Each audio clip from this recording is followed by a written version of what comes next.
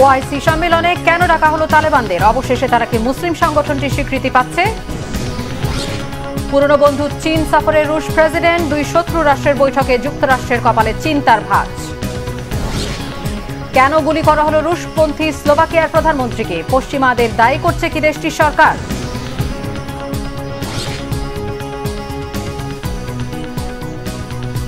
আসসালামু আলাইকুম, দেখছিলেন বাংলা ভিশন ওয়ার্ল্ড নিউজ সংবাদ শিরোনাম। এবারে বিস্তারিত। আফগানিস্তানের তালেবান সরকারকে কি স্বীকৃতি দেবে মুসলিম দেশগুলোর সংগঠন ওআইসি? সম্প্রতি ওআইসির শীর্ষ সম্মেলনে আফগান প্রতিনিধিদের অংশগ্রহণের পর শুরু হয়েছে এমন আলোচনা। এখন পর্যন্ত পাকিস্তান, সৌদি আরব ও সংযুক্ত আরব আমিরাত ছাড়া আর কোনো মুসলিম দেশ আফগান বর্তমান সরকারকে স্বীকৃতি দেয়নি। ওআইসিভুক্ত অনেক দেশ সম্মেলনে তাদের যোগ দেওয়ার সমালোচনা করছে। তাহলে কেন তাদের ডাকা হলো তা নিয়ে তৈরি হয়েছে ধোঁয়াশা। বিস্তারিত হাফিজুল ইসলামের ডেস্ক রিপোর্টে। আফগানিস্তানের তালেবান সরকারকে কি স্বীকৃতি দিতে যাচ্ছে মুসলিম দেশগুলোর সংগঠন ওআইসি? সংগঠনের ৫৭টি দেশের সবাই কি একই মত পোষণ করে? সম্প্রতি ওআইসির আমন্ত্রণে গাম্বিয়ার রাজধানী বানজুলে অনুষ্ঠিত সংগঠনটির ১৫তম শীর্ষ সম্মেলনে যোগ দিয়েছে প্রতিনিধি দল। সেখানে উচ্চ পর্যায়ের কর্মকর্তা ও সদস্য রাষ্ট্রগুলোর সাথে আফগান অন্তর্বর্তী সরকারের প্রতিনিধিদের হয়েছে দফায় দফায় বৈঠক। কোনো পক্ষ পরিষ্কার কিছু না জানালেও জিজ্ঞাসা থাকছেই, তাহলে কি তালেবানদের স্বীকৃতি দিচ্ছে ওআইসি? যদি তা না দেয়া হয় তাহলে কেন সম্পর্ক উন্নয়নের চেষ্টা করছে তারা? কেনই বা ডাকা হলো? নারী শিক্ষা ও কর্মসংস্থানের ব্যাপারে তালেবানদের নেতিবাচক মনোভাব আন্তর্জাতিক পরিমণ্ডলে আফগানিস্তানের জন্য বড় একটি বাধা হয়ে দাঁড়িয়েছে। দেশটিতে অন্তর্ভুক্তিমূলক সরকার প্রতিষ্ঠা, নারীদের মৌলিক অধিকার নিশ্চিত করা, মানবাধিকারের প্রতি সম্মান ও সন্ত্রাসবাদের বিরুদ্ধে জিরো টলারেন্স নীতি গ্রহণের আহ্বান জানিয়েছে ওআইসি। ত্রাণ ও আন্তর্জাতিক সাহায্য নির্ভর আফগানিস্তানের জন্য মঙ্গলজনক পদক্ষেপ হবে ওআইসির সাথে সম্পর্ক উন্নয়ন। কিছু রাজনৈতিক বিশ্লেষকের দাবি, ইসলামিক দেশগুলো আফগানিস্তানের সাথে সম্পর্ক বাড়াতে আগ্রহী। তবে ওআইসির গুরুত্ব দেয়া দাবিগুলোর প্রতি কাবুলের আরও মনোযোগী হওয়া দরকার। আফগানিস্তানের রাজনৈতিক, অর্থনৈতিক ও সামাজিক পরিমণ্ডলে টিকে থাকার ক্ষেত্রে ইসলামী দেশগুলোর গুরুত্বপূর্ণ ভূমিকা রয়েছে। ওআইসির দাবিগুলো সঠিক ও এগুলো আফগানিস্তানের জনগণেরও দাবি। মার্কিন বাহিনীকে হটিয়ে ২০২১ সালের ১৫ই আগস্ট থেকে আফগানিস্তানের নিরঙ্কুশ ক্ষমতা তালেবানদের হাতে। দেশটির ভগ্নপ্রায় অর্থনীতি নিয়েই শুরু হয় শাসনের নতুন অধ্যায়। তবে ২০২৩ সালে প্রকাশিত এক প্রতিবেদনে দেশটির উন্নতির ইঙ্গিত দেয় বিশ্বব্যাংক। ইসলামী সহযোগিতা সংস্থা ওআইসির ৫৭ সদস্য রাষ্ট্রের ৪৯টি মুসলমান প্রধান। সংস্থাটির মতে আন্তর্জাতিক শান্তি ও সম্প্রীতি প্রচারের চেতনা নিয়ে মুসলিম বিশ্বের স্বার্থ ধারণ ও সুরক্ষায় কাজ করে থাকে তারা। ওআইসির সাথে সম্পর্ক আরও উন্নত হলে অদূর ভবিষ্যতে হয়তো স্বীকৃতি পেতে পারে তালেবান সরকার। হাফিজুল ইসলাম, বাংলা ভিশন। ভবিষ্যতে একসাথে কাজ করার অঙ্গীকার করেছে পুরনো পরীক্ষিত দুই বন্ধু রাষ্ট্র চীন ও রাশিয়া। বেইজিংয়ে চীনের প্রধানমন্ত্রী শি জিনপিং এর সাথে রাশিয়ার প্রেসিডেন্ট ভ্লাদিমির পুতিনের বৈঠকের পর এই প্রতিশ্রুতি দেন দুই নেতা। বলেছেন, ইউক্রেন সংকটের শান্তিপূর্ণ সমাধানে বেইজিং এর প্রস্তাবে সমর্থন আছে মস্কোর। এর আগে ২ দিনের সফরে বৃহস্পতিবার সকালে বেইজিং পৌঁছলে চীনের ঊর্ধ্বতন রাষ্ট্রীয় কর্মকর্তা পুতিনকে উষ্ণ অভ্যর্থনা জানান। পরে বেইজিংয়ে বৈঠকে বসেন চীনের প্রধানমন্ত্রী শি জিনপিং ও রাশিয়ার প্রেসিডেন্ট ভ্লাদিমির পুতিন। বৈঠকে দুই নেতা তাদের বন্ধুত্বপূর্ণ সম্পর্ক আরও দৃঢ় করার ওপর জোর দেন। এতে ইউক্রেন সংকট সমাধানে চীনের প্রচেষ্টার জন্য কৃতজ্ঞতা প্রকাশ করেন রুশ প্রেসিডেন্ট ভ্লাদিমির পুতিন। এছাড়া ইসরায়েল ফিলিস্তিন ইস্যু সহ দুদেশের বাণিজ্যিক সম্পর্ক উন্নয়ন নিয়ে কথা বলেছেন দুই শীর্ষ নেতা। বৈঠকে চীনের প্রেসিডেন্ট শি জিনপিং আশা প্রকাশ করেন, চীন ও রাশিয়ার এই বন্ধুত্ব দুই দেশের নাগরিকদের জন্য কল্যাণ নিয়ে আসবে এবং বিশ্বের স্থিতিশীলতার জন্য যথাযথ অবদান রাখবে। ইসরায়েল ও গাজার সংঘাত সমাধান করা অত্যন্ত জরুরি বলে উল্লেখ করেন শি জিনপিং। রাশিয়া ও ইউক্রেন যুদ্ধের রাজনৈতিক সমাধান হওয়া উচিত এবং দুই দেশ এতে সম্মত বলেও জানান চীনের প্রেসিডেন্ট। রুশপন্থী স্লোভাকিয়ার প্রধানমন্ত্রী রবার্ট ফিকোকে কেন গুলি করা হলো তা এখনও পরিষ্কার নয়। সন্দেহভাজন হামলাকারীকে আটক করা হলেও হামলার উদ্দেশ্য নিয়ে কোনো তথ্য দেয়নি দেশটির প্রশাসন। বুধবার গুলিতে আহত হওয়ার পর পশ্চিমা বিরোধী এই নেতার শারীরিক অবস্থা এখন শঙ্কামুক্ত বলে জানিয়েছেন চিকিৎসকরা। বিস্তারিত শহীদ আরাফাতের ডেস্ক রিপোর্টে। বুধবার হত্যা চেষ্টার শিকার হন স্লোভাকিয়ার প্রধানমন্ত্রী রবার্ট ফিকো। একটি সরকারি বৈঠক থেকে বের হওয়ার সময় তাকে লক্ষ্য করে গুলি চালানো হয়। একাধিক গুলি লাগলেও সফল অস্ত্রোপচারের পর তার জীবন এখন শঙ্কামুক্ত। বিশেষ নিরাপত্তার মধ্যে ফিকো কিভাবে হামলার শিকার হলেন এই নিয়ে নানা প্রশ্ন তৈরি হয়েছে। রাজনৈতিক বিশ্লেষকরা করছেন নানা মন্তব্য।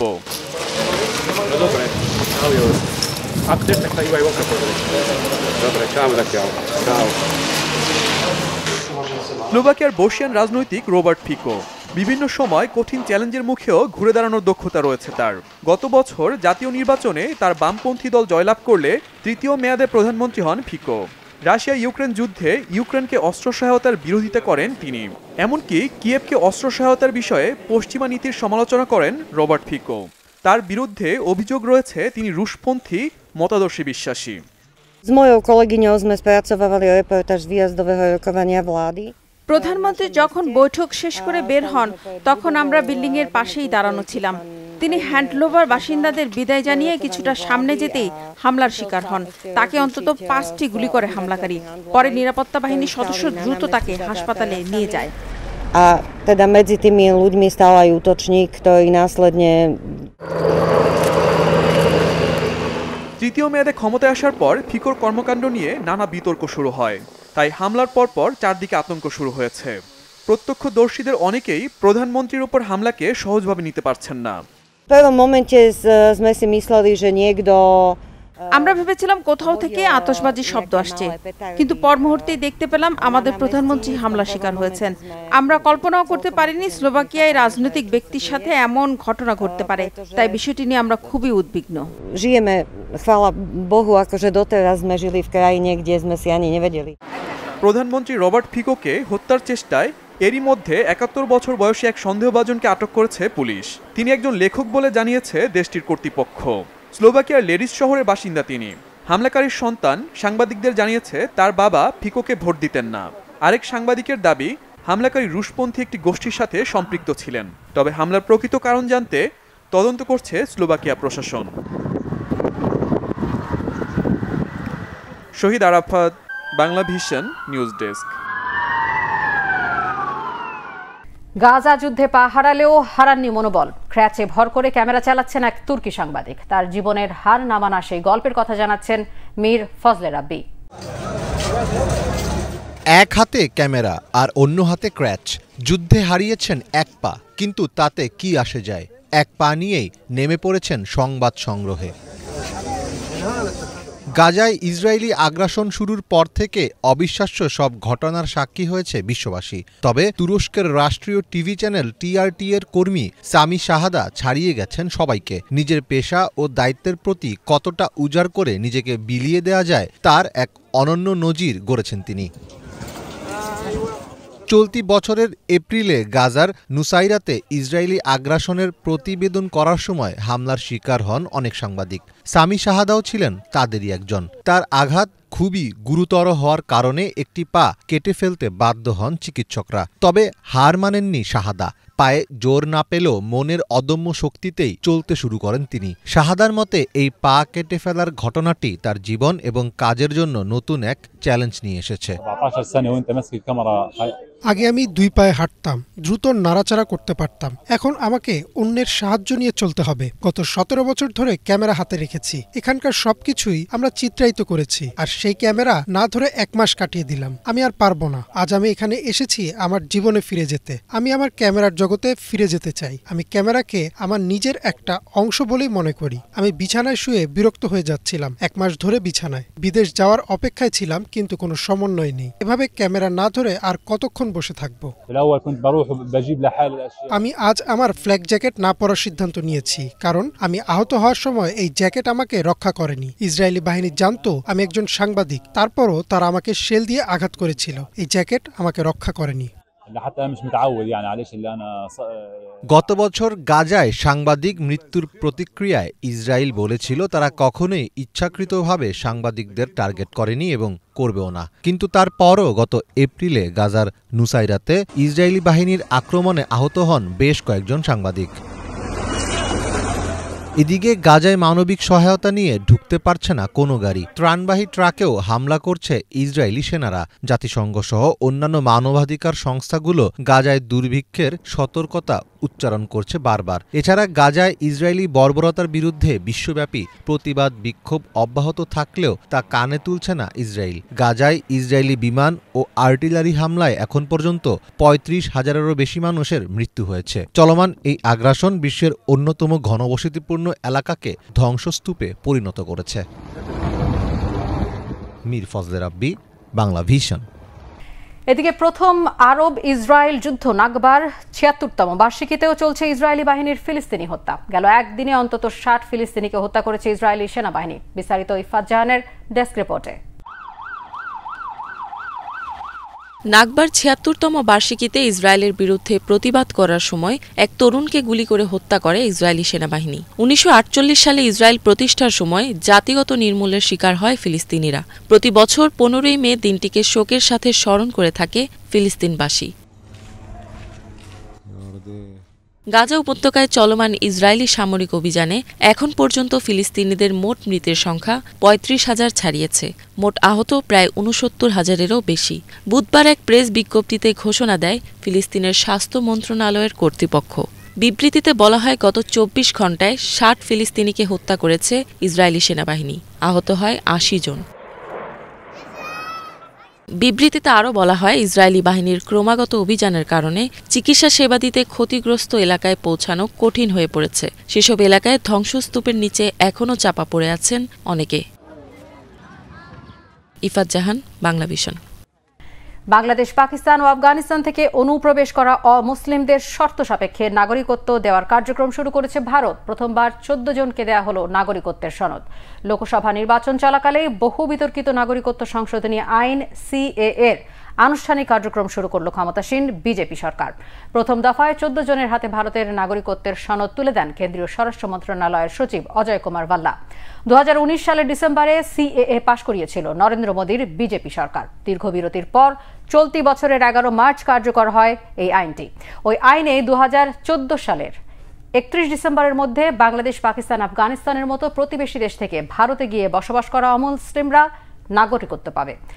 আবেদনের যোগ্যতা অর্জনের জন্য ভারতে থাকার ন্যূনতম মেয়াদকাল ১১ থেকে ৫ বছরে নামিয়ে আনা হয়েছে। এই আইনে শুধু হিন্দু, শিখ, খ্রিস্টান, বৌদ্ধ, জৈন ও পার্সি শরণার্থীদের জন্য নাগরিকত্বের সুযোগ রাখা হয়েছে। এতে মুসলিম নিধনে আইনের অপব্যবহারের আশঙ্কা করছে বিরোধী দল ছাড়াও সুশীল সমাজ ও মানবাধিকার কর্মীরা। একই কারণে স্থানীয় মুসলিমরাও নির্যাতন আর দেশ থেকে বের করে দেওয়ার আশঙ্কায় উদ্বিগ্ন। এশিয়ার অন্যান্য দেশগুলোর মতো তীব্র গরমে বিপর্যস্ত চীনও। তবে গরমের তীব্রতা থেকে বাঁচতে চীন সরকার নিয়েছে বেশ কিছু উদ্যোগ। ডেস্ক রিপোর্টে বিস্তারিত। তীব্র আবহাওয়ার প্রকোপে ভুগছে চীন। আর এমন চরম আবহাওয়ায় শহুরে এলাকার জীবনযাত্রার উন্নতির জন্য জোরদার চেষ্টা চালিয়ে যাচ্ছে দেশটি। সম্প্রতি এক প্রতিবেদনে দেখানো হয়েছে বৈরী আবহাওয়ায় শহরগুলোর বাসযোগ্যতা উন্নত করতে বেশ কিছু পদক্ষেপ নিয়েছে চীন। দেশটির সরকার ২৬টি শহরকে জাতীয় বন শহর উপাধিতে ভূষিত করেছে। এছাড়া ১০০টিরও বেশি শহরে জাতীয় উদ্যান নির্মাণ শুরু হয়েছে এবং ৩৫২০টি ছোট পার্ক তৈরির কাজ চলছে। সাম্প্রতিক সময়ে আবহাওয়ার লক্ষণীয় পরিবর্তন নিয়ে নিজের অভিমত জানালেন চীনা বাসিন্দা হুয়াং জিংজিং।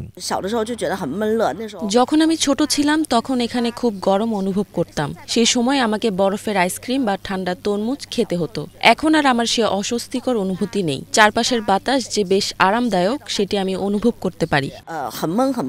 ২০১৬ সালে একটি টাইফুনের প্রভাবে চীনের লিশুই শহরের সু গ্রামে একটি বড় প্রাকৃতিক বিপর্যয় ঘটেছিল। বিপর্যয়ের পরে পরিবেশের সম্পূর্ণ উন্নতির জন্য স্থানীয় বাসিন্দাদের একটি পাহাড়ের নিচে স্থানান্তরিত করা হয়েছিল। এরপর ধীরে ধীরে আবারও ফিরিয়ে আনা হয়েছিল পুরনো প্রাকৃতিক পরিবেশ। জীববৈচিত্র্য রক্ষায় ২০২৪ সাল থেকে ২০২৬ সালের মধ্যে মোট ৩৫,০০০ কৃষককে নিরাপদ স্থানে নিয়ে যাওয়া হবে।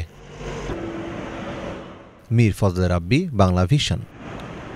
৪৫ মিনিটের রাস্তা যাওয়া যাবে মাত্র ১০ মিনিটে, এমনই সুপার গতিসম্পন্ন উড়ন্ত ট্যাক্সি শিগগিরই চালু হতে যাচ্ছে দুবাইতে। ২০২৬ সালের মধ্যে বাস্তবায়িত হলে দুবাই হবে বিশ্বের প্রথম শহর যেখানে বাণিজ্যিকভাবে বৈদ্যুতিক উড়ন্ত ট্যাক্সির সেবা থাকবে।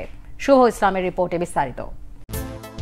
পরিবহন ব্যবস্থার উন্নতির জন্য দুবাইতে ২০২৬ সালের মধ্যে উড়ন্ত ট্যাক্সি সেবা চালু করা হবে। সেবাটি বাস্তবায়নে Dubai roads and transport authority এবং ইভিটিওএল কোম্পানি জভি অ্যাভিয়েশনের মধ্যে ফেব্রুয়ারিতে একটি চুক্তি স্বাক্ষরিত হয়েছে। এটি বাস্তবায়িত হলে দুবাই হবে প্রথম শহর যেখানে শহরব্যাপী বাণিজ্যিকভাবে বৈদ্যুতিক উড়ন্ত ট্যাক্সি সেবা চালু হয়েছে। ৬ প্রপেলারে সজ্জিত ট্যাক্সিটি একজন পাইলট ৪ জন যাত্রী সহ প্রতি ঘন্টায় ৩২০ কিলোমিটার বেগে ১৬০ কিলোমিটার রেঞ্জে ছুটতে সক্ষম। ট্রাভেল টাইম কমাতে ট্যাক্সিটি প্রাথমিকভাবে দুবাই আন্তর্জাতিক বিমানবন্দর, পাম জুমেরাহ, দুবাই ডাউনটাউন এবং দুবাই মেরিনার মধ্যে চলাচল করবে। ধারণা করা হচ্ছে দুবাই আন্তর্জাতিক বিমানবন্দর থেকে পাম জুমেরাতে যেতে সময় লাগে ৪৫ মিনিট, যা উড়ন্ত ট্যাক্সিতে লাগবে মাত্র ১০ minute. Bangla Vision news desk. এবারে দুর্দান্ত অভিনয়ের স্বীকৃতি পেল কুকুর। কানের লাল গালিচায় হাঁটলেন মেসি নামের আলোচিত সেই কুকুর। গত বছর স্বর্ণপাম জয় করা অ্যানাটমি অফ আ ফল ছবিতে অভিনয় করে বাজিমাত করে মেসি। হাসনাত জোবায়েরের রিপোর্টে বিস্তারিত। সিনেমা জগতের সবচেয়ে মর্যাদাপূর্ণ কান চলচ্চিত্র উৎসবের ৭৭তম আসরের পর্দা উঠেছে গত ১৪ মে। এবারের উৎসবের উদ্বোধনে রেড কার্পেটে হাঁটলেন মেসি। অ্যানাটমি অব আ ফল ছবিতে বাজিমাত করা ৪ পেয়ে অভিনেতাকে দেখে উচ্ছ্বসিত জনতা। এবার কানের লাল গালিচায় সবার নজর কেড়েছে একটি কুকুর। কুকুরটির নাম মেসি। লাল গালিচায় হাঁটার পাশাপাশি ছবি তোলার জন্য ক্যামেরায় পোজও দিয়েছে মেসি নামের কুকুরটি। এবার গুঞ্জনও শোনা গিয়েছিল উৎসবে থাকবেন না মেসি, কারণ মেসি থাকলে যদি বাকি অভিনেতারা ম্লান হয়ে যান এমন শঙ্কার পরও মেসি এসেছেন, আর এসেই সব আলো কেড়ে নিয়েছেন। গত বছর কানে স্বর্ণপাম জয় করা অ্যানাটমি অব আ ফল ছবিতে দুর্দান্ত অভিনয় করেছে এই কুকুর। এই কারণেই এবার তাকে কান উৎসবে ডাকা হয়েছিল। এদিন সম্মানিত অতিথি হিসেবে এর উদ্বোধন করেন অস্কারজয়ী অভিনেত্রী মেরিল স্ট্রিপ। অনুষ্ঠানে তার হাতে তুলে দেওয়া হয়েছে সম্মানসূচক স্বর্ণপাম। News desk, Bangla Vision. বিশ্বের দ্রুততম মানব উসাইন বোল্টকে চেনেন না এমন কাউকে খুঁজে পাওয়া কঠিন। এবার এই দৌড়বিদকে দেখা যাচ্ছে ক্রিকেট ব্যাট হাতে। অ্যাথলেটিক্সের পাট চুকিয়ে বোল্টকে এখন ক্রিকেটকে পেশা হিসেবে বেছে নিচ্ছেন। তা না হলে ব্যাট হাতে তিনি কি করছেন, চলুন সে বিষয়ে বিস্তারিত জেনে আসা যাক আলিফ চৌধুরীর রিপোর্ট থেকে। ব্যাট হাতে উসাইন বোল্ট, কি অবাক হচ্ছেন? হয়তো অনেকেই ভাবতে শুরু করেছেন এবার বুঝি ক্রিকেটে যোগ দিচ্ছেন বোল্ট। হ্যাঁ, ক্রিকেটে ঠিকই যোগ দিচ্ছেন তিনি। হরহামেশাই অ্যাথলেটিক্সের সঙ্গে থাকা এই অ্যাথলিটকে বর্তমানে দেখা যাবে ক্রিকেটের সঙ্গে। এমনকি চমকে দেওয়ার মতো বিষয় হলো আসন্ন টি-20 বিশ্বকাপেও দেখা যাবে এই কিংবদন্তিকে। তবে বোল্ট সরাসরি ক্রিকেটার হিসেবে না, বরং শুভেচ্ছা দূত হিসেবে যোগ দিচ্ছেন আসন্ন টি-20 বিশ্বকাপে। আর বোল্ট এসেছেন এই টুর্নামেন্টেরই একটি স্টেডিয়ামের উদ্বোধনী অনুষ্ঠানে। আমি ভীষণ উচ্ছ্বসিত। অবশেষে আরও একবার ক্রিকেটের অংশ হতে পেরে আমি গর্বিত। ছোটবেলা থেকেই এই খেলার প্রতি আমার দারুণ ঝোঁক। আমি খুবই খুশি। আমার জীবনের এক অন্যরকম ভালোবাসা ক্রিকেটের সঙ্গে যুক্ত আছি। এই খেলার ব্যাপারটাই আলাদা। বেজে উঠেছে টি-20 বিশ্বকাপের দামামা। এই তো আর কয়েকদিন পরে শুরু হচ্ছে এই টুর্নামেন্ট, যে কারণে ইতোমধ্যেই যুক্তরাষ্ট্রে নির্মাণ হয়েছে বিভিন্ন ক্রিকেট স্টেডিয়াম। ঠিক তেমনি একটি স্টেডিয়াম হলো নাসাউ ক্রিকেট স্টেডিয়াম, যার নির্মাণ কাজ শেষ হয়েছে 5 মাসের মধ্যেই। এই স্টেডিয়ামে ব্যবহৃত হচ্ছে ড্রপ ইন পিচ, যা নির্মাণ করা হয়েছে যুক্তরাষ্ট্রের অন্য একটি শহর ফ্লোরিডায়। এরপর এখানে এনে পিচটি শুধু বসানো হয়েছে। এই স্টেডিয়ামটি উদ্বোধন করতে এসেছেন বোল্ট, যেখানে তিনি উচ্ছ্বাস পোষণ করেছেন ক্রিকেটের সঙ্গে তার নতুন যাত্রা নিয়ে। আলিফ চৌধুরী, বাংলা ভিশন। এই ছিল আজকের মতো। সাথে থাকায় ধন্যবাদ সবাইকে।